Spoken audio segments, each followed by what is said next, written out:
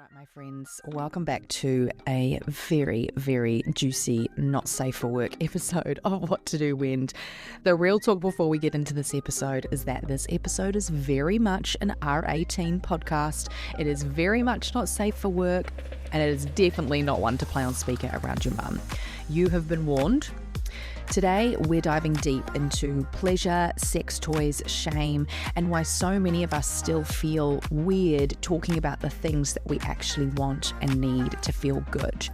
In today's episode, I'm joined by the amazing Viv from Girls Get Off. And while this chat started as a chat about how to start using sex toys, which Girls Get Off, if you don't know, is a sex toy and self-pleasure brand, this chat really, really quickly spiraled into something so much juicier, bigger, more emotional.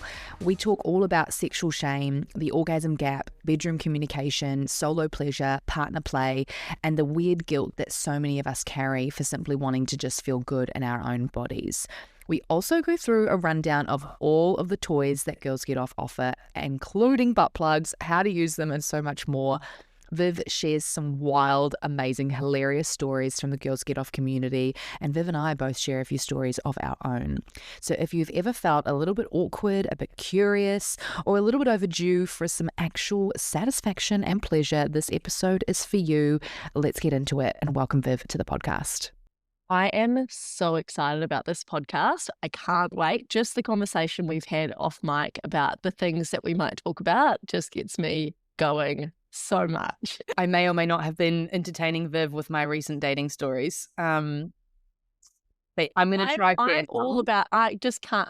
I've been writing my dating stories down for 2 years now, and I don't know what I'm going to do with them yet, but I've kept a log and a track of them. So anytime someone brings up dating, I'm like, let's have at it. I want to talk about it. I find it so interesting, so many ups and downs, so many learnings. So I'm ready. Oh my God. Okay. We have to do another episode of that actually, and we can compare notes because I have actually been doing a very similar thing. I have a whole great page, and I've like vlogged how I've been feeling like before and after them, and just like giving insights. And I'm like, I don't know what I'm going to do with this one day, but something. Yeah. If anything, like if nothing else, it'll just be a funny journal to look back on, you know? The memes for when we're 80. Yeah. So Viv, before we dive in, can you tell us origin story of Girls Get Off? What the hell is it like running a sex toy biz? And just what you stand for. Just give us the lowdown as if somebody doesn't know what company you are and has been living under a rock. Of course. So Girls Get Off is our business. So Joe and I started the business just over 4 years ago. We actually had the idea about 5 years ago, middle of COVID, few socially distanced driveway gins at Joe's house, and I think I was riding past on my bike and she was outside and said, hey, come on up for a drink. And look, we'd been looking at different we wanted to work together. We'd been exploring a few different options, and it occurred to us that sex toys were an industry that was, 5 years ago it was people were only buying sex toys because they'd heard about it from their friends, or they might have seen a viral review online. No one was marketing sex toys in a way that was as like normal and common as something like skincare. No one was using influencers. There was one other brand we could see who was marketing primarily to the States, and they were doing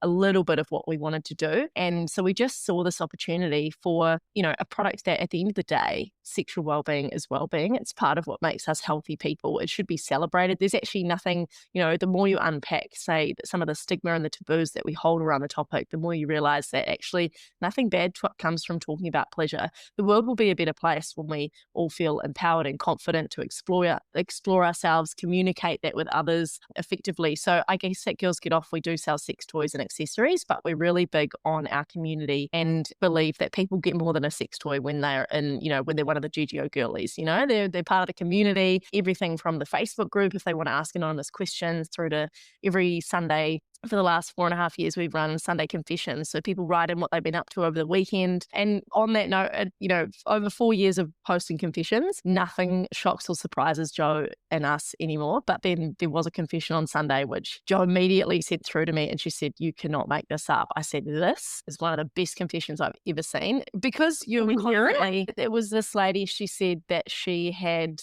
put her new suction dildo, so we've got a new dildo at the moment called Dilly, she put that on her pregnant belly and pegged her husband. And I was like, That's not something you make up. I'm like 10 out of 10, gold stars creativity. And to be fair, we actually used to get people having pegging stories and confessions every week. And I thought it was a dying art. And then I was just absolutely treated to that number. We were just loving it. I actually sent her a message and said, give me an email. We've got to give you some store credit. That is the best confession I've heard in so long. And I guess some of those, the confessions that are like that, they can be a little bit like shocking or different. But I think at the end of the day, regardless of what it is, the main thing is that people are getting an insight into what other people are doing behind closed doors, because it is so like, it's not like, I love your nail polish, where did you get that done? Like, unless we're having these conversations, and sure, some might be outside of what you think is comfortable, but unless we have space to have these conversations, we just don't know what we don't know. And if we don't hold the space for people and like facilitate the conversation, then it doesn't always come up. And I think for us, because we know that our target audience, and for a lot of us can relate that,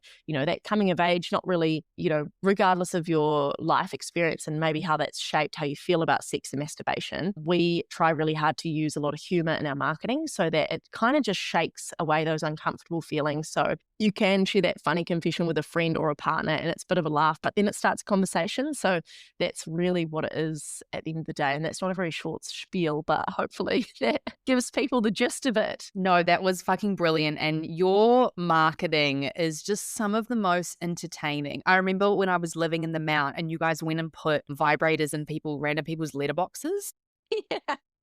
I remember you were in like the fucking town square or something in the Mount, and it was like free burgers and vibrators or something. And like, yeah, that was when we got 69,000 followers on Instagram. So we bought 69 cans of Pals, we bought 69 cheeseburgers, 69 boxes of condoms, and we went down to the town square. I don't know what to call it. Town square. Grass area. Yeah. And tried to give them away. And it was midday on like a Thursday or something. So people were at work. I think we had the real estate agents come over and we just sat there and ate cheeseburgers. Yeah, we do need to do something else like that again soon, actually. That's a good point. Yeah. And then we did put in people's letterboxes who were at number 69. We went and did some surprise vibrator drops.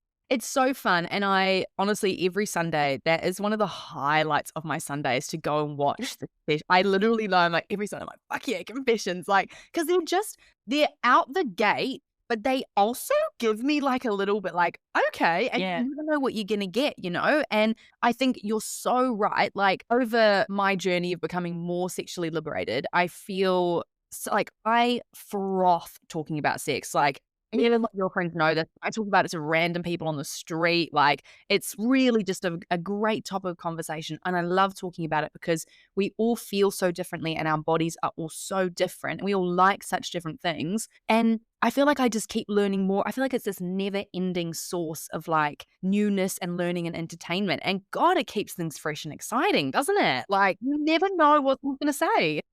And 100%, I honestly couldn't agree more. And I think that you'll probably, I feel like everyone's got that one person in the friend group who's all like that. Yeah, that's me. I'm like, I learned how to square, guys. I reckon I had one other friend who was, more open than sex about me, but that's saying a lot. And she's extremely open. And I think the more conversations like that we can have, regardless of whether it's with your mates or for people who don't have that person in their life, like the better. And even if you are like the loudest, it doesn't mean that you're not like learning stuff constantly. So, you mentioned confessions, and if we have one person having sex in the kitchen one week, then next week we'll get 3 more of people having sex in the kitchen, So it just gives people inspiration, because like I say, unless you've had the random thought or a random fantasy, you don't necessarily know what's like possible or out there that actually might be your yum, Your yum. And I feel like I'm still really discovering my yum at the moment, and it's blowing my fucking mind. I'm like, who knew that these parts of me existed? And it's so fun and it's so liberating. And I think that's what I really admire about the brand, is that you have gone beyond just selling the toys, and you have gone out and you've made the mission even larger,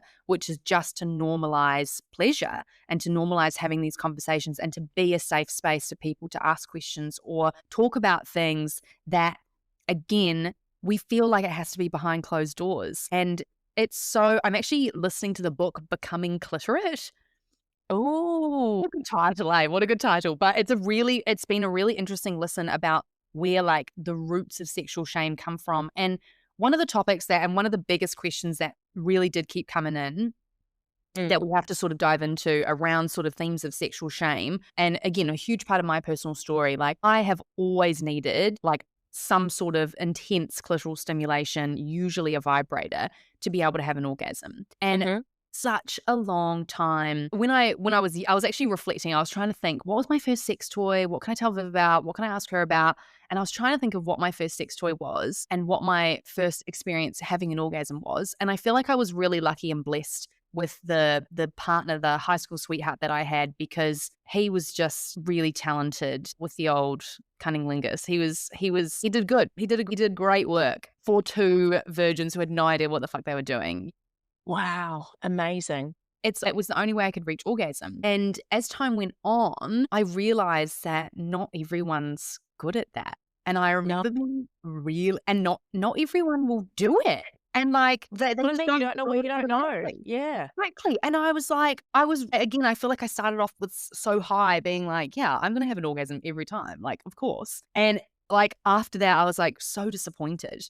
And I was thinking about the first sex toy I got was, I remember my friend bought me a vibrator from like one of those sleazy sex toy stores on K Road, like the sleaziest. And if you don't know New Zealand, K Road is an interesting place to be. But you know, everyone knows that sleazy sex store. And I remember she got me one for like my like 19th or 20th birthday. And I pretty much didn't use it the entire time I had it. I maybe tried it once or twice, and I tried putting it inside because I actually didn't know that I even had I didn't even know I had a clitoris until I was about 21. I didn't even know what it was. Like nobody told me, nobody explained to me that's like, you need to do this. And the first way that I was able to self-pleasure and get myself to orgasm was because I was reading a smutty book. And I remember this, I was on holiday with my mother, and luckily I had a separate room, and I was reading this like again, it was pretty intro. Obviously smutty now is pretty advanced, but she was in the book, she was talking about using her fingers to rub her clitoris, and she described where it was. And I was like, what?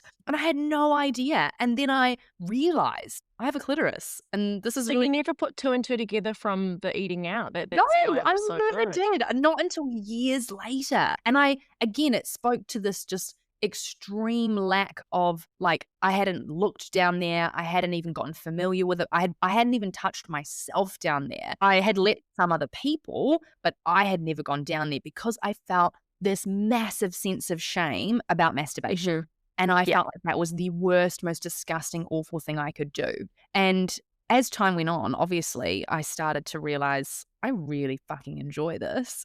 The more smut that I began to read, and the more experiences I had. And I remember when I was about 20, I'm only 29. So I feel like I've bloomed late. Like I feel like I've got a long way to go. And the next sex toy that I actually got was it was one of those, my friends got it for me for my 25th birthday. I just had gone through an awful breakup, and it was that Satisfyer Pro 2 thing, you know? The bad boy. The sucky one. Yeah. Looks like a face cleaner. Looks like a face cleaner, you know, it's a little sucky thing on your clit. And I tried using that, and I felt absolutely nothing. And I was so lost and so confused because everybody raves about it. Like everyone raves about it. Turns out I just have a small clitoris, and I didn't know. So it was too big. And then and I've forgotten the name of it, but you know the dual one is it TIFF? Yeah. The dual one you have that goes in and out. And that's way smaller. And that worked for me. And I was like, oh my good Lord. And I couldn't believe it. And from that age of 25, I was like, okay, sex toys have changed my life, you know? Wow. It was brilliant. Yeah. That's amazing. Honestly, the experience you've had is like it's just so common. And like for a lot of us too. I think for me personally, I remember discovering masturbation. Maybe I honestly couldn't remember the age. I feel like I landed on it on accident, and it felt so forbidden and weird and like, what is this? What am I supposed to be doing? You know, but even the even now, it's so funny because people are so different. You know, you mentioned people's bodies like getting eaten out. Like, I don't really care. Like, it's nice, but like, I'm more of like a pressure. I like more pressure on my clitoris. So often, like, a tongue won't do that. But I've had people, I mean, you've worked on the GGO stand before at an expo, but I've had people come up to me. I've had a lady and her husband, she would have been in her like 50s or 60s, say to me, I can't find my clit. Like, I don't know, like, I've never been able to find it. And I'm like, wow, I think that, you know, I'd say anatomically it's there, but because we've never had these conversations, she's probably never, you know, there's not enough. Yeah. No, you wouldn't. There's actually, unless you've had positive conversations about this, unless you've like accidentally read something that's made you tingle in a certain place or someone's given instruction, then unless you've done it on accident or something, there's a high chance you haven't done it. And I remember when we started the business, one of my best friends said to me, as we were having a conversation about masturbating, she said, what do you mean you guys masturbate? I said, you mean you don't masturbate? I'm like, how did you make it through university? Aren't you stressed all the time? I'm like, what do you mean? And we would have been, 25, 26 at that point. And then we were just like laughing and then, you know, sending her off. Now she's got plenty of vibes. She's sorted out there now. But it was that realization of, wow, unless we're having these conversations or you're accidentally finding out the information somewhere, the conversations, there's actually not often a space to have them. And actually, if we look at, like, I think that's part of a bigger discussion anyway around like pornography and stuff, that, you know, porn's entertainment, it's not real life. And at the end of the day, it doesn't show that more than 80% of women need constant clitoral stimulation to have an orgasm. And that's just not depicted. And so when, you know, I think that's why it's so important to learn about ourselves, but then also feel empowered enough to ask for what we want in the bedroom. Because like, if guys are just watching porn, they don't know. If you look at the stats on, you know, first sexual encounters between heterosexual couples versus lesbian couples, those lesbians, they orgasm all the time. Just they are heaven knows. But the heterosexual couples, it's like 20% will come on the first interaction. And they're probably my crazy friends who are like, oh, my third orgasm's always the best. Like, he just puts his penis in and I come in like 30 seconds. I'm like, good for you. Good. Whenever anyone says to me that, because again, like porn, even these smutty books, which are having like a big wave of popularity right now. Yeah. Some of them, I was reading one last night and I was getting fucked off. I was getting really fucked off because, again, just slips it in and fireworks. And I was like, what are you on about? Like, this is not how this works. Like, you know, it's not how it works. What are you doing? And then I found out a man wrote the damn book. And I was like, shut up. God, for Shut God's up. sake. You Oh know? my God. Yes. Yeah, no, I think that like I've definitely met people through this job, and that's like everyone's just so different. It's such a spectrum. Yeah. But I think when we are, you know, what was that movie? What's that movie with Anne Hathaway in it? And she dates that like younger guy. And it's like, it wasn't very big. It wasn't like an incredible movie. Essentially, she's supposed to be like 40 or something, and she dates this 21-year-old. I don't even know the ages. But, and it, you know, he like puts a finger inside her and she looks like she has the most explosive orgasm ever. And I'm like, no. Yeah. You're like, What's stop it. doing? I'm like, I understand I don't watch people, I don't know, go to the bathroom in movies, but no one's having the conversation to tell people that this is entertainment, and they're skipping out the like actual steps involved in getting to that point. Because unless we have the conversations to acknowledge that this is entertainment, this is just a movie, that's when, like, you know, I would grow up thinking that you know, and for a lot of people would be thinking the same, that, oh, something's broken. It's really hard to make me orgasm. Like, it's, you know, and then I've just come to accept that, like, no, it takes as long as it takes. And actually, I'm fine orgasming by myself. It's like, just depends what you're, you know, you look at what you're doing by yourself versus when you're with someone else. And then you can see the difference and why that's probably taking a bit more time. Yeah. And the main thing that you can do is just do so much learning and exploring of yourself, so that when you come to have sex with another person, you're across it, you know, and it takes time. It's always changing too. Yes. And I do feel it does change with age. Like I honestly, I think I've just in the last maybe 2 months found that I have a G-spot, and I've learned, oh, I've got a G-spot and it feels really good and this is what happens. And I was like, who the fuck knew, you know? Like, again, I feel like it's constantly evolving and changing, but unless you feel empowered enough to do that exploration and that research. Do you know how much research I've done? Do you know how many diagrams I'm looking at? Do you know how many weird things that I've been watching? Because I'm just so curious about everyone's different experience. And do you know, in this book, Becoming Cliterate, she talks about, you know, how it's most women need clitoral stimulation in order to be able to orgasm. And there is a constant clitoral stimulation. It's not just like a little wiggle over here. It's not a little wiggle over tap. there. It's like a but what she spoke about and what I understood is it's to be able to have an orgasm with penetration, and it's rubbing the clitoris and it's rubbing the bulbs. It's to do with the distance between your clitoris and your vulva, like your opening. It's to do with that distance. Like she literally asks you to measure the distance between the two, because that's how, and I was like, oh, okay. For it to become like fully engorged so that it can. Yeah. And I need to read this book. If it's pushing and rubbing. I'm still learning this, but everyone go and read or listen to Becoming Cliterate, because it's blowing my mind a little bit. And it's sort of answering some of those questions that I have had. And I think it's literally just to do with our anatomy. But then on top of that, we obviously have the anatomical differences, but then we have our fucking heads that just get in the bloody way. And I think this is what most of the questions that have came through for you, Viv, have been around: how do I introduce toys in the bedroom to my partner? How do I ask for what I want? And this is something I'm sure I don't know if you've had personal experience struggling with it, but for me, I got to this place when I was 25 where I felt liberated and fucking free. I had my method. I had my favorite vibe. I was like, I can have multiple orgasms and I know how to do this. And I just need this one toy, and I'm a fucking way. Like I'm a way.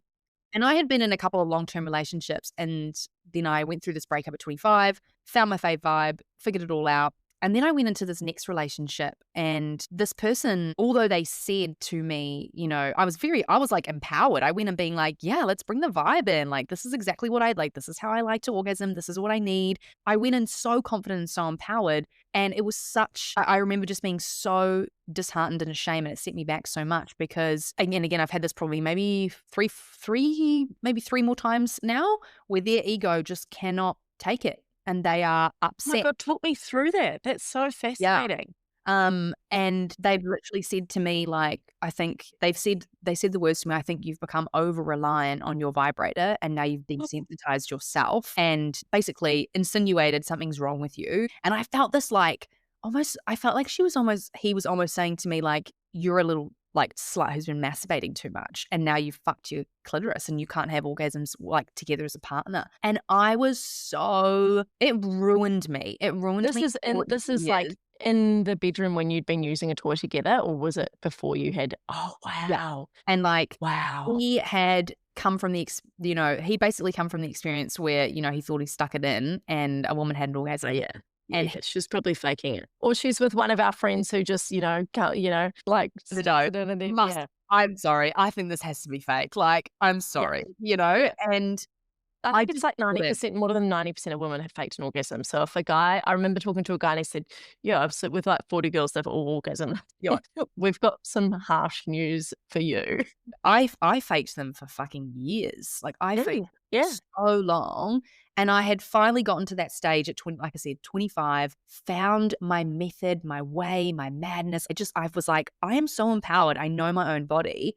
And then I met this partner, and we were together for about 6 months. And honestly, it ruined me. Like I became so frustrated and upset with my own body. And I felt so ashamed that I needed this toy. And at the same time, I wanted to experiment and I wanted to be more free. And I just became so frustrated with myself. And it was such a negative experience that I have had many conversations with other people with about now. And I really do wonder, like, is it something that the GGO community experiences, or have you had any experience with it yourself? Yeah, this is a great question. And I love that you've shared this. I want to first preface by saying I'm not a sexologist. So if people want actual advice, go and talk to someone like Morgan Penn. I'll talk from my experience personally, and also from having girls get off and talking to hundreds and hundreds of women. I think that this is super common. First of all, it's something that comes up so much. I think it's also, our target demographic. You know, we span so many different women, but often it is late 40s, early 50s, couple of kids. They are just going, actually, I've been with my partner for 10 years now. I want to spice it up. If you've never had, regardless of if you're at that stage and you've never had those conversations, or you are brand new and you've started seeing someone, it's so hard to bring up sex toys if you've never had a conversation about it. I also think guys are so logical. I've been reading some books lately about men's communication, that they will say things like, how come you can only orgasm with your vibrator or something? And we can internalize that so much, but they just like are not thinking about that at all, even though I don't think that it's a helpful comment, and they like it's irrelevant because it's not true. I think in terms of let's start from bringing it up to use it with a partner. I think the easiest way people have found to bring it up with their partner is to say, blame it on something else. Say, oh my God, I heard about this new toy on the podcast. How do you feel about that? Or sending them some stuff from Girls Get Off. You know, a lot of our customers community will like go into the Facebook group, read things together. They will, and the boys love it. They love getting like the tea, the goss, you know, they'll listen, like watch confessions together, say like, oh my God, would you do that? Wow, that's crazy, you know, and just sort of like get a gauge. I think for a lot of guys where they have the resistance is that they feel like it's a replacement for them, or they feel threatened. And I think what can be really helpful, and however, some of the best places I've seen guys change their mind has been in like a social setting. So if you are in, you know, at drinks or something, and a guy will, you know, maybe one guy will be like, oh, whoa, what's that? Oh, what do you mean? Like sex toys or whatever. And it only takes one other guy to say, nah, bro, it's me. You know, like, no, it just makes her come so quickly. Mine changed. Like I've seen that happen quite a lot of times, where it just takes one guy who's had a good experience with his girlfriend, who's just like, this is mint, like she is having so much fun, this is so great. A dildo or a vibrator is not going to give me intimacy, dirty talk, you know, aftercare, cuddle me, spoon me. It's not the same. It's like silicone. It's not a human being. This is just like, we like to say, this is ice cream. It already tastes great. These are sprinkles. It's just a different flavor. Like it's in no way a replacement. Saying that, you know, if you want to build a house, yeah, you could like hammer the nails in one by one, but you could also use a nail gun. Like it's just same outcome, just different tools. Like if you can just help them understand like that, you know, yeah, you could build it by hand, or are you going to use some tools? Like it's not that deep. It doesn't have to be that deep. And I'm also really sad to hear that that comment would cut deep 100%.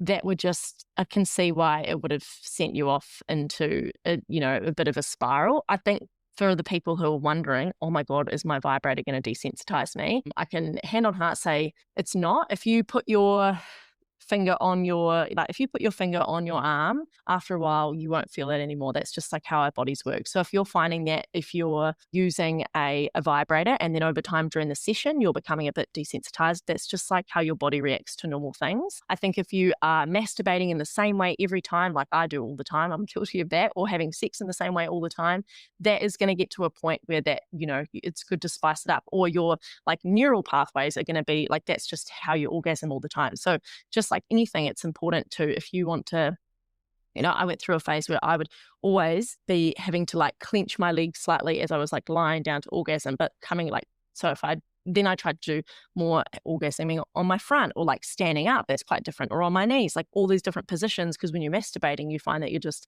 repeating the same thing all the time. So you just like teach yourself how to do it. So I think the same as with vibrators. If you're using the same toy all the time, get something different, get them to hold it, use your other hand, like try something different, read erotica instead of watching porn, or like just think about stuff in your mind. I think that is super important. And I think that's one of the biggest, the two of the biggest things. A, the guy thinks it's going to be, it's going to be intimidating, and then B, it's that, you know, oh my God, this is going to ruin you. You can't, like, it means you're not like a full person, or you're not having the best sex, or there's something wrong with you if you can't orgasm with a vibrator. The reality is that we're not taught about what, and I'm sure that Getting Cliterate is a great book. There's also another book called Come As You Are by Emily Nagoski. I can't say her last name properly. Amazing She's awesome. Yeah. So it depends what sort of stage you're at, I guess. But, it takes upwards of 20 minutes for, you talk about the anatomy of the clitoris. So we've got that external bulb, but there's also the two, it looks like a wishbone that come down either side of your vulva. And so that internal structure can take upwards of 20 minutes to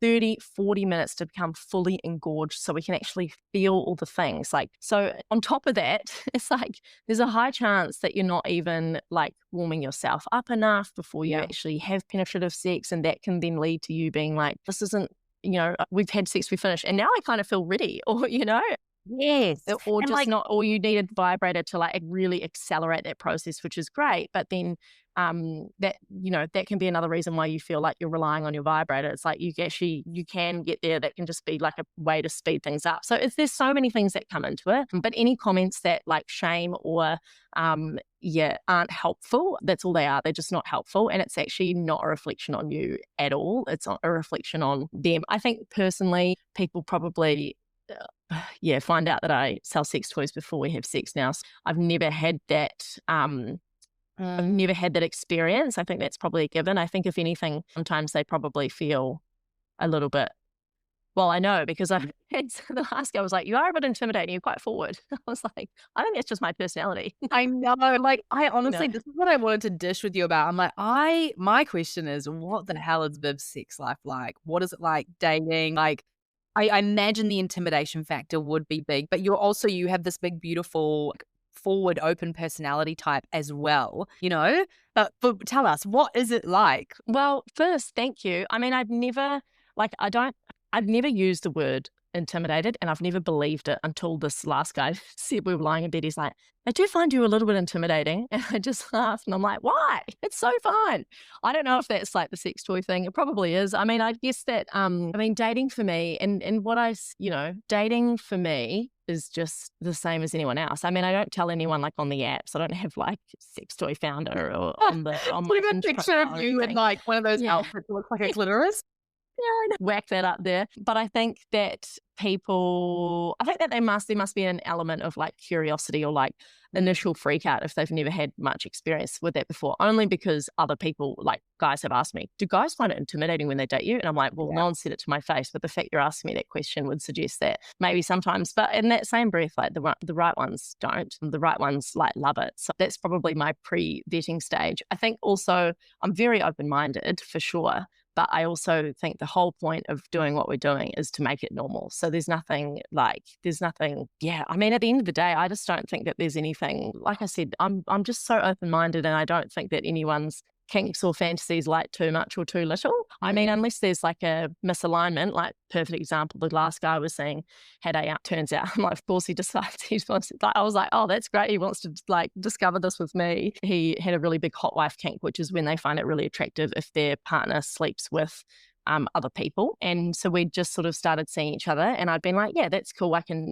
We can slot that in here and there. But I just got to the stage where I said, look, it just seems like you would like me to sleep with people at a rate that I'm just not here for. I'm like, I went away and he'd be like, have you got laid yet? Have you slept with me? I'm like, I'm hanging out with my mates, and I'm unless it falls into my lap, I'm not some sex crazy, horny person all the time. I have a very normal libido. I'm no, that's a normal libido. There's no such word as normal, but I think sometimes it probably skewed his perception of that I was crazy sexual into everything. I said, if anything, I need things to be super solid and locked down before any of that fantasy comes into it. Or he was keen to go to a sex party, which I've had a few false starts on. I haven't been yet, but I will go.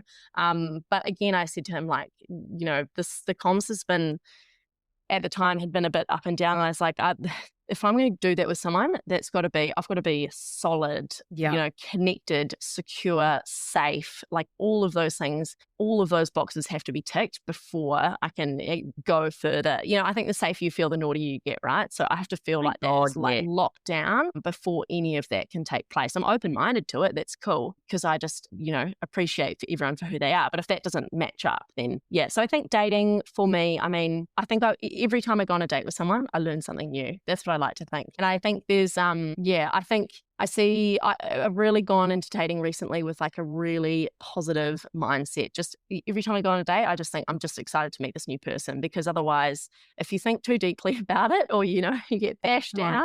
down, then I've seen it take a toll on friends, and it's Yeah. just not, it's just not nice. It's so easy to get into a place where you feel like you're not good enough. Why not me? How come it didn't work out? And we're really hard on ourselves, but it doesn't have to be that deep. Yes. Oh my God, I so agree. And have had such a similar experience where Yeah. I told you before that, yeah, at the end of last year, I was in that really negative headspace on the apps, and I was literally just hating it. And I was like, why the fuck am I even doing this? And so I was like, right, I'm just gonna get off the apps. I'm not gonna get back on them. I did that at the end of the year, and I decided, I was like, right, I'm gonna do all these like in-person dating events. And I was like, I'm gonna do this. Love. It took me like 5 months to go to one, and I finally went to the speed dating event, and obviously I actually had quite high hopes that, it was gonna go really well, and it was Mhm. the probably, I'd say, in the top 10 worst nights of my entire life. Like, actually, I'd say 5 out of the 15 Oh, men lied about their age. really? They were all like 4 or 5 years older. Like, I was What? so the age, I'm 29, and it was 25 to 38. So I was really happy with that age range. I was like, "That's Yeah. perfect." And I met 5 people who were between 43 and 45. And, like, you could tell, there was only one guy that I was really surprised at, that I couldn't tell, and we had actually matched, and when I was messaging him, we'd arranged a date, and then he said to me, in the spirit of honesty, I should probably tell you I lied, I'm 44. And I was like, "What?" Like, what a bad way to It's quite freaking start. hectic. Yeah.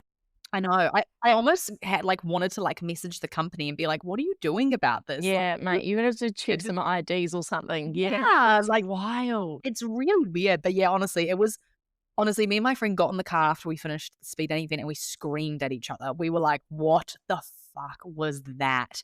It was absolutely horrific. It was like you walked into the room, and it was like the awkward energy just smacked you in the face, and both of us were like, No. "I want to leave."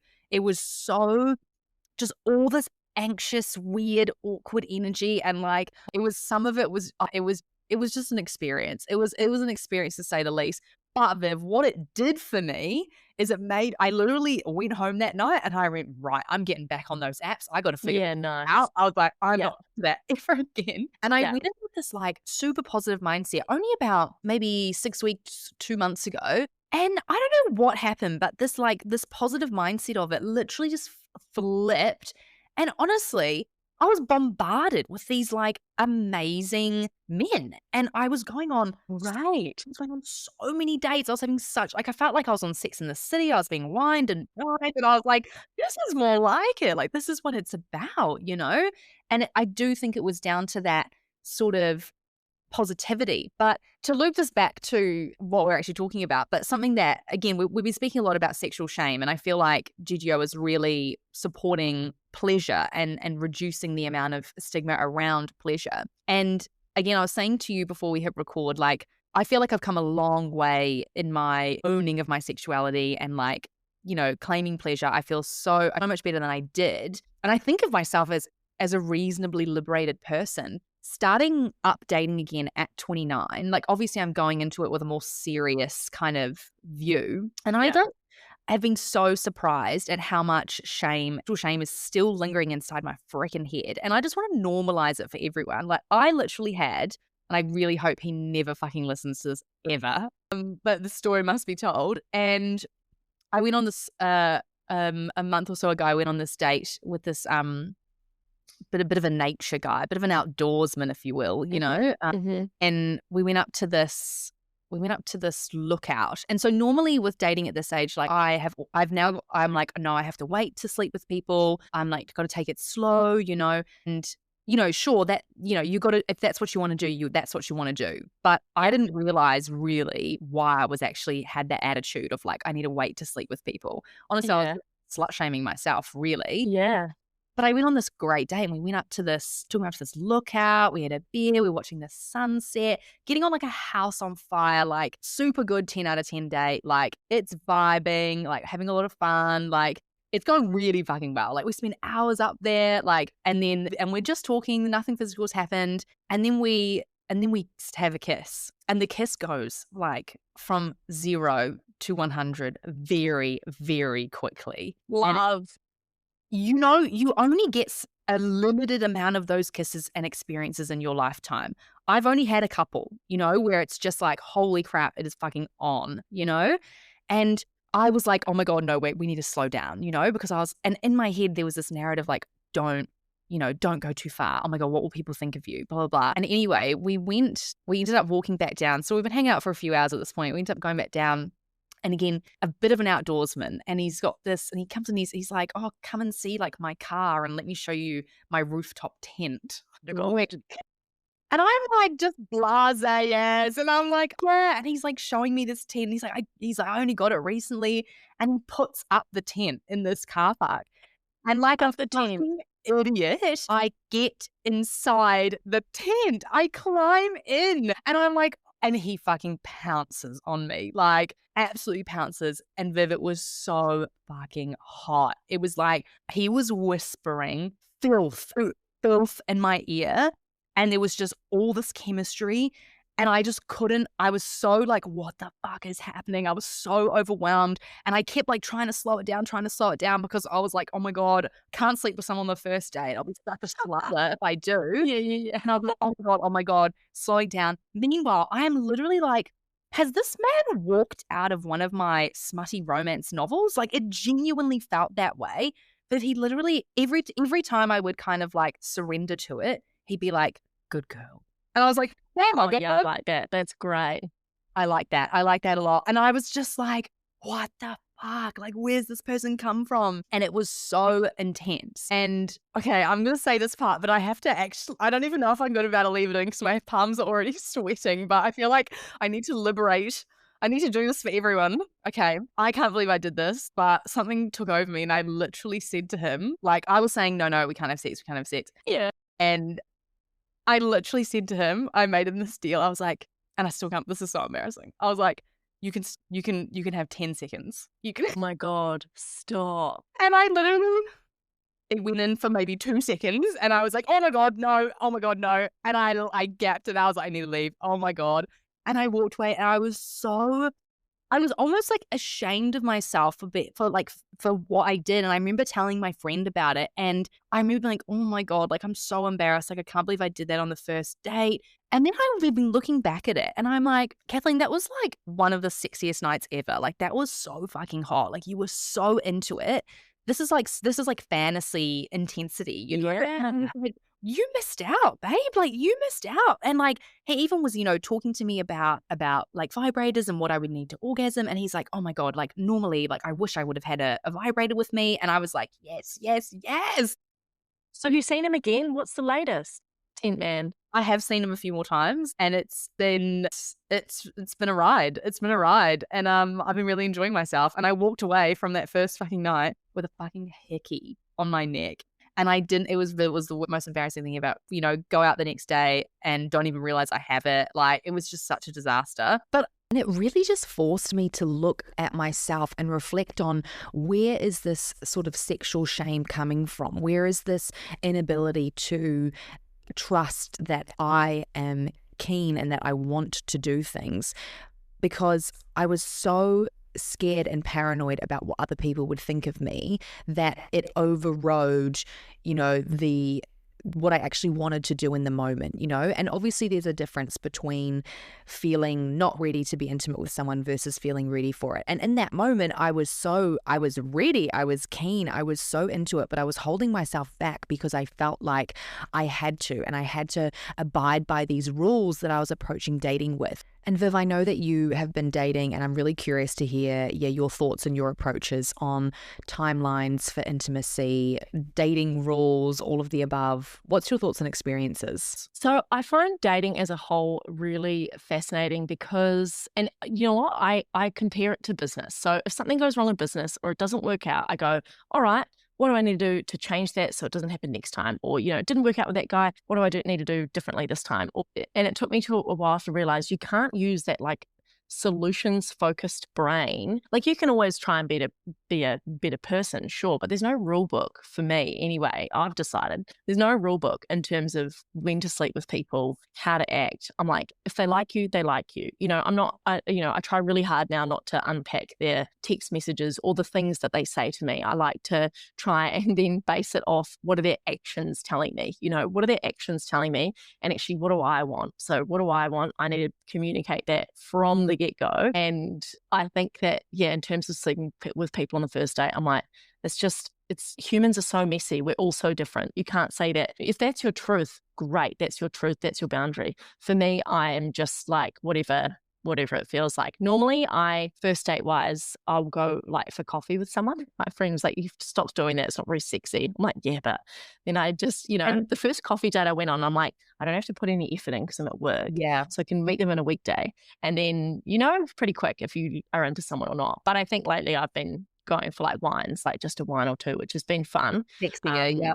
Yeah, but I don't have any I don't have any rules as such around whether or not I sleep with people on the first day. I think I've just recently really like let go of trying to put too many, like trying to figure it out. Because for so long I've tried to like figure it out. Why didn't it work? Like, oh, I should have done this. Oh, I shouldn't have done that. And like at the end of the day, as long as you're being honest about how you're feeling, what you want, with this last guy, I was like, it feels misaligned to me. It feels like you want this. I can't be her. If you want to sleep with someone who wants to sleep with someone all the time, I can't be her.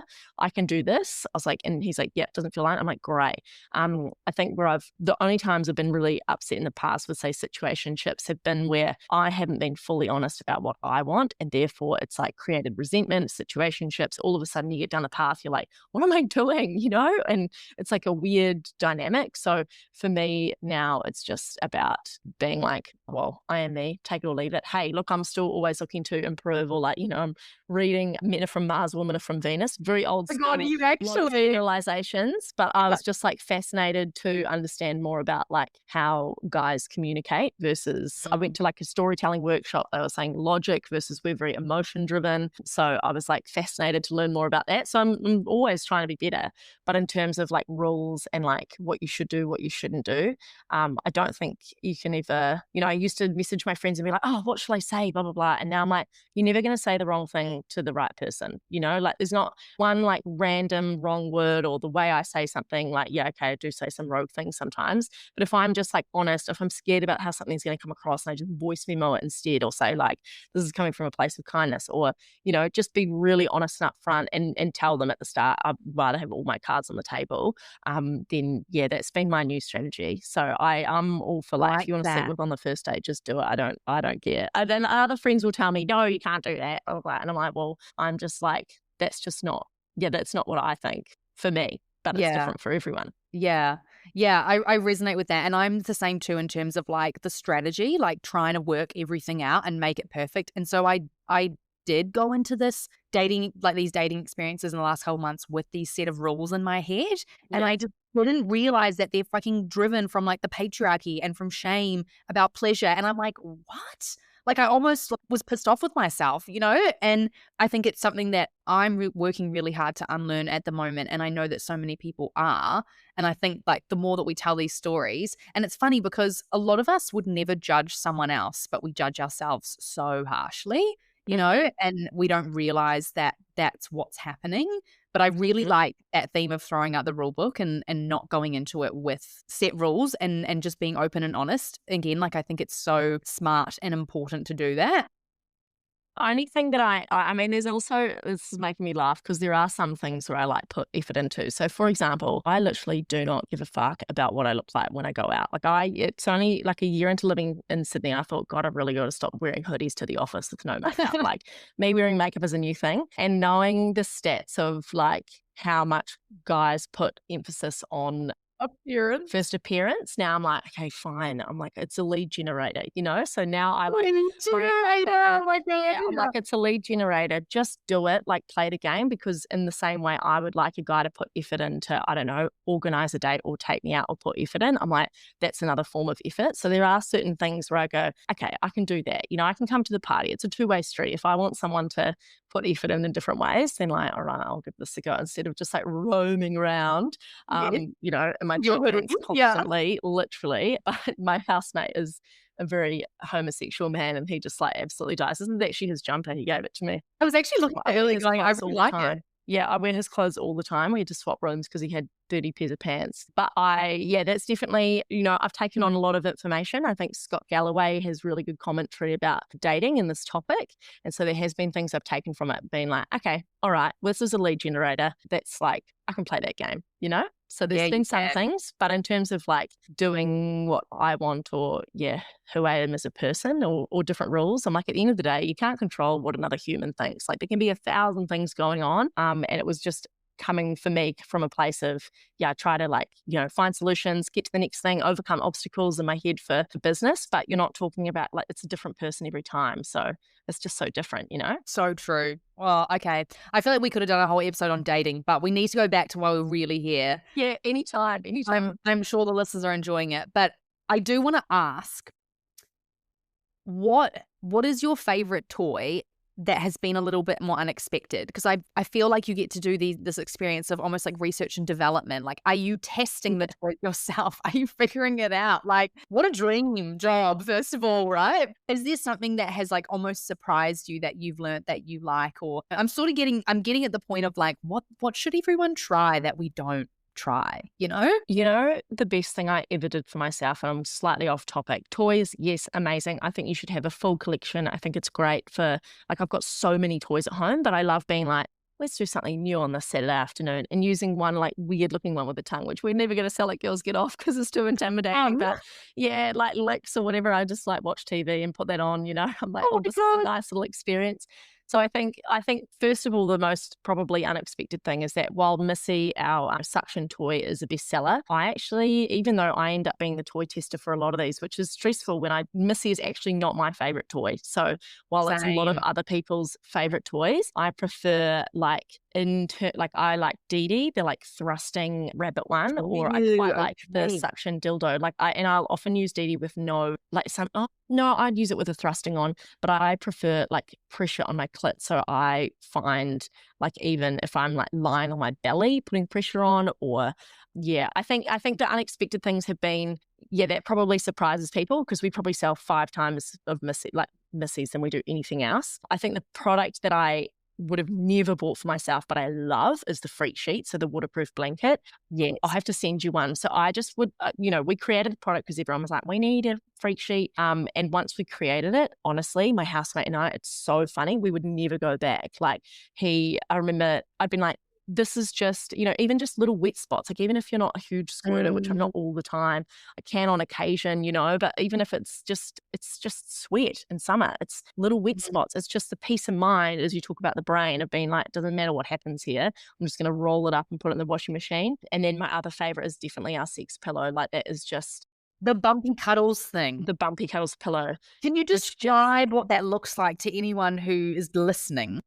You would think it was just an ergonomic pillow. It's almost like a foam wedge. Ours has got a bit of a curve in it. Mm-hmm. If you've ever had like pillows under your butt or under your belly while you're having sex on your front, and it feels kind of nice, this is like a different level. And I'll circle back to this. So one of the best things I've ever done to learn about my own pleasure was going to get a yoni massage. Have you had a yoni mapping or a yoni massage before? I know. Is this what Morgan Penn does? Yeah, she does. I don't think she does them anymore, but you're on the Sunshine Coast. So I think there's if you go onto Comfortable in My Skin, Ellie's got a directory on her website of different providers. This is literally something I've been thinking about. Yeah. And this was, so in the past, sometimes when guys would finger me, I'd be like, God, that is not my G-spot. There's something else in there. And I'm trying to Google it. I'm like, what the hell is that? I'm like, there is another spot inside me that is like, that's my spot. That's like and I'm like looking it up and I'm like, C spot, A spot, I don't understand. I couldn't find any information on Google about it at the time. And then when I got a yoni massage, that was when, and people can look that up. It's basically it's a 3-hour session, a lot of build up, and it ends up with essentially mappings. The yoni mapper will have his or her fingers inside you, and it's literally a massage like you would any other part of your body. So I initially went because we'd interviewed Morgan. She talked about how a lot of people will come to her because they experience numbness. And then the time I had sex after that, I was like, I know what she means. I'm like, I can't fully feel this all the time. And so it was like an internal massage, like you would on your shoulders, your back. And it would be like, okay, now we're rubbing at 1 o'clock. How does that feel? I'm like, yeah, I actually kind of can't feel that. And then after a while, it was like, now I can. So it was like releasing all those muscles. But in doing so as well, you're then taking so much time. So as I mentioned, it takes you more than 20 minutes, 30 minutes, 40 minutes to become fully engorged. By the time you've had your like 3-hour session and she's finally getting to the internal part, you're like engorged, and it doesn't feel, for me, it didn't feel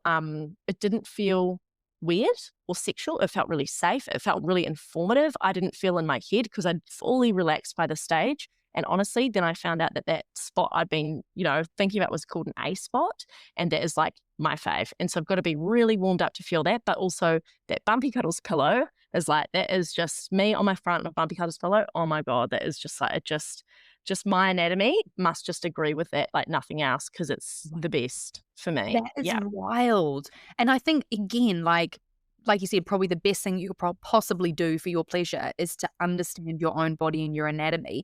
And especially, like, again, listening to this book, they even talk about how, like, the cervix starts to move out of the way as you become more, and, like, it lengthens. It goes from, like, 2 to 3 inches to, like, 4 to 5 inches, and that's why, like, I used to get a lot of pain early on, and that was because, again, I wasn't fully aroused. And so it was, again, literally just hitting my cervix because it hadn't had a chance to grow and for the cervix to lift up out of the way. And that was really interesting too. And again, like, I think you're right. So many more areas become so much more sensitive when you have fully warmed up, Yeah. But nobody is teaching you, how to actually warm up your body, how to rub your clitoris in the right way. Like I said, I literally remember reading it in a book and I was trying to Google. Like, I was like, I just want somebody to show me how you God, I bet that went well. Yeah, I didn't. But that's such a good one. I'm gonna try and do that, and maybe I'll bloody take the podcast along with me. That could be a bit of fun. Can I quick fire you in terms of, like, if somebody was buying their first sex toy? We talked a little bit about how there's the clitoral sort of suction toys that you might have seen.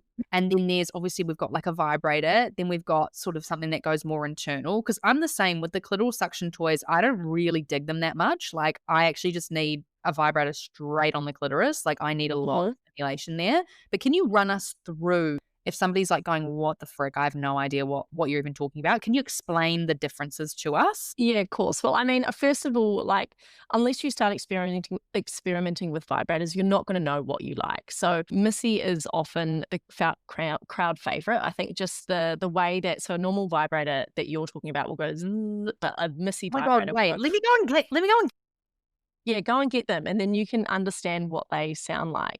Okay. So I've got 3. So this is Missy, right? Yeah, that's Missy. Yeah, hold her up to the mic. The clitoral. Did it even turn on? Oh, there you go. Can you hear that? Yeah. Okay. So that's what it sounds like. And it's like, it's doing like a little bit of suction on you, right? And a little bit of vibration. Yeah. Okay. There we go. Yep. And then this. The buzzing one. Yeah. So this vibrates and this is the same as this, right? Looks a bit, but okay. And then this, which I have to be honest, I have never used this. It intimidates the shit out of me. Like, genuinely. Well, that would be my first tip. So if you're very new to it, go for something external. So go and get a Missy, which is the suction one, or we've got another toy called like Lulu or Wanda, which are just vibrating sort of toys, and you can just use them externally, experiment. Some people find a lot of pleasure from their nipples, from their clitoris, from their inner thighs, like their vulva. Like, I'm such a big fan of an afternoon explore. So if you've got the house to yourself, you've got the afternoon to yourself, it's the best time. And the toys are waterproof. You can use them in the bath or the shower, and just take time. I think external is the best way to go if you're starting out. And then if you move on to something internal, you could try a dilly and stick it to your shower wall. You could try DD, a thrusting one, if you wanted to. But I think the thing to remember is that it's just like having anything inside you. You need to be warmed up. So, take your time, warm up with your clitoris first, use lube if you want to. That always makes things a lot more pleasurable. So, just gradually go down the path. I think all toys are so different, and you'll find what toys work for you. you will find that you love one toy, your friend doesn't necessarily love another toy. If you buy from us, you can exchange. If you hate your toy, you can exchange it within 30 days for store credit and get something else. So a good time guarantee. Yeah. So if you get something you don't like it, just as long as you message us and send it back within 30 days, then we'll send you some store credit so you can buy like risk-free. But I will say this, because I think that's a big barrier, is like, what if I don't like it? Like, what if it doesn't do anything for me? And I think that you just like, it's like having a collection of, I don't know what other people have collection. Labubu's not really the right comparison, but like anything, you're just gonna have, it's like having different makeup. You use different colors at different times. You use different toys at different times with different people or on different people, or you'll find that sometimes you like a toy, other times you're over it. It's good to mix things up. But if you are starting, go for something external. Okay. And okay, we have to talk about butt plugs, because honestly, Of course, that was the thing that came through the most, was how the fuck are you meant to use a butt plug? What does it do? How do I warm up? Like, run us through. Great question. Okay. Butt plugs, the reason people are normally, they say, but why, And the reason for a butt plug is you've got some really pleasurable spots inside there. But secondly, if you are having sex with another person or you've got something in your vagina, then having something else in there is going to make, having something in your butt is going to make anything else in your vag feel fuller. So you're more full up, but also it's going to, because there's only so much space in there, it's going to put more pressure onto spots like your G and your A spots. So with the, like, Peaches is the one that we sell. It comes in like a 2-pack, beginner sizes. I say if you can do a thumb in the bum, you can do the little one. Like, they're very, very. We just say if you can do a thumb in the bum, you can do the little one. Like, they're very, very small and beginner. I would say there's a video in our Facebook group called Butt Play for Beginners, and actually it's on our website as well. Just like anything, you want to be really warmed up. It's not something you rush into. I think too many of us have probably had experiences with anal before, boyfriend wants to put it in, you just try it a little bit and it's so painful. It's because you're not ready, and you need to be really relaxed. You need to be like breathing, even massage the area. You have to use lube because that area doesn't self-lubricate. And you have to take your time. And then if you're really interested in learning more, there's actually this amazing YouTube channel. I think it's called The Bottoms Digest. And he actually talks about how like you can do different like training and stuff. So if you did want to move up into anal more, then you can actually, there are ways to actually train so that you can like open up a lot more, because it's like, it's not an area where normally, we have a lot of experience in. So if butt plugs feel awesome, I'm a huge fan. We've been trialing some vibrating ones at the moment, and I can't wait to bring that out. And they're definitely the beginner sizes. Like, I would prefer something slightly bigger than what we have, but that takes a lot of practice and relaxation and figure it out by yourself. And, like, go and take it out in the shower while, if you're scared, like, oh my God, it's going to have poo on it, and it won't. So it's, but that Bottoms Digest is a great resource. He's so informative. I learned so much from that. That's amazing. Just try it. It's such a taboo topic, but particularly for guys as well. So taboo. I find it so, anything taboo, I'm like, I'm like, more, Tell me more. Yeah. And I think for guys, there's so much homophobia in culture, which is such a shame, because the only people that are missing out are those guys with prostates in there, which is like the equivalent of their G spot. So, if you can get your partner onto it as well, if they are a male, then that can be a win for them too. Yes, that's so true. Okay, this has been so cool. Let's wrap up with one final. I feel like we need a little wild customer review or some sort of story, or what have you got locked and loaded about, like, what are people doing out there that we should be giving a go? Do you know what? The dilly on the pregnant belly, that was pretty good. And then someone commented and DM'd saying that my missus did this to me when she had a freshly shaved head and put it on her head. I was like, that was amazing. Yeah. That was pretty fun. God, are you just picturing how that, like a little unicorn? I was like, this is so funny. Look, I think the biggest thing I've learned is that you just don't know what goes on behind closed doors. Yeah. And sometimes the people you think will be having great sex are not. And the people you think are having no sex are, just in terms of ages, stages, whatever their life looks like, however they talk, whoever they are, I think the main thing is it's just so important to advocate for what you want in the bedroom and figure it out for yourself first, because no one else is going to do that for you. Like, they're not mind readers. We're not obvious beings in terms of our anatomy and what it looks like when we're aroused. So I honestly, on that, Viv, on actually speaking up for what you want in the bedroom, because I think that's probably some of the hardest stuff, isn't it? yeah, look, I think just it can be subtle things, like moving someone's hand, or I would love if we could try this, or after sex saying like, oh, that was so nice when you did XYZ, or again, the blaming it on someone. Like if you go into the Facebook group and watch Squirting 101 together, or Butt Play for Beginners, which are pinned videos in the featured section, those two videos will like give you an insight, and definitely a partner an insight into what it looks like to become fully aroused and how important that is, and how like amazing that sounds as well. So, yeah, I think the biggest thing is we can all be having great sex. Bodies change as well, so there's always new things we can be learning. And I wish I had more funny stories on the go, but in all honesty, people tell me stories all the time, and it's not until I get something like the woman putting the dildo on her pregnant belly that I actually remember them, because I that's what I need to start writing down. Actually, I need to start all those Could you imagine that people tell me. You could have an actual, that would be so brilliant. That's amazing. Okay, well, thank you so much for your time. This has been so hilarious and so informative. And I will make sure to link the Girls Get Off Facebook group with all those videos, because I think, yes, I don't know about you guys, but honestly, I need to watch a video. I need someone to tell me. I need a diagram. I need to know what's going on, And I think the main message from, today's episode has been just about owning your pleasure and like going after it, being adventurous. And it gets to be fucking fun. It gets to be fun. Yeah. It gets to be hot, and it gets to be exciting, And nothing bad comes from talking about your pleasure and getting off more. Like, that's what it is at the end of the day.